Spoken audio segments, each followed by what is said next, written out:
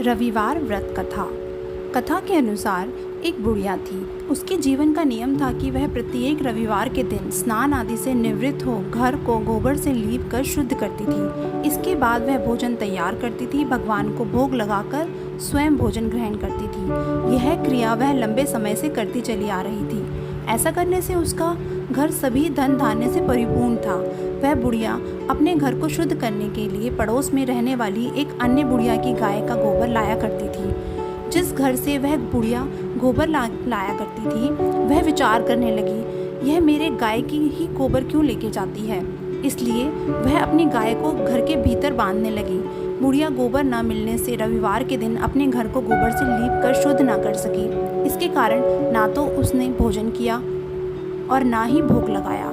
इस प्रकार उसका उस दिन निराहार व्रत हो गया।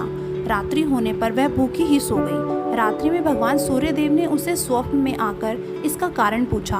वृद्धा ने जो कारण था वह बता दिया। तब भगवान ने कहा कि माता, तुम्हें सर्व कामना पूर्वक गाय देते हैं। भगवान ने उसे वरदान में गाय दी, धन और पुत्र दिया और मोक्ष का वरदान देकर वे अंतर्ध्यान हो गए। प्रातः बुढ़िया की आंख खुलने पर उसने आंगन में अति सुंदर गाय और बछड़ा पाया।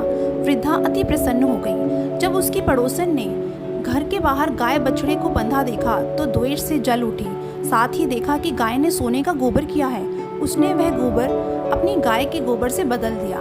रोज ही ऐसा करने लगी। बुढ़िया को इसकी खबर भी न लगी। भगवान ने देखा कि चालाक पड़ोसन बुढ़िया को ठग रही है, तो उन्होंने जोर की आंधी चला दी। इससे बुढ़िया ने गाय को घर के अंदर बांध लिया। सुबह होने पर उसने गाय के गोबर को देखा तो उसके आश्चर्य की सीमा ना रही। अब वह गाय को भीतर ही बांधने लगी। उधर पड़ोसन ने ईर्ष्या से राजा को शिकायत कर दी कि बुढ़िया के पास राजाओं के योग्य गाय है जो सोना देती है। राजा ने यह सुन अपने दूतों को भेजकर गाय मंगवा ली। बुढ़िया ने वियोग में अखंड व्रत रखे। उधर राजा का सारा महल गाय के गोबर से भर गया। सूर्य भगवान ने रात को राजा को सपने में गाय लौटाने को कहा।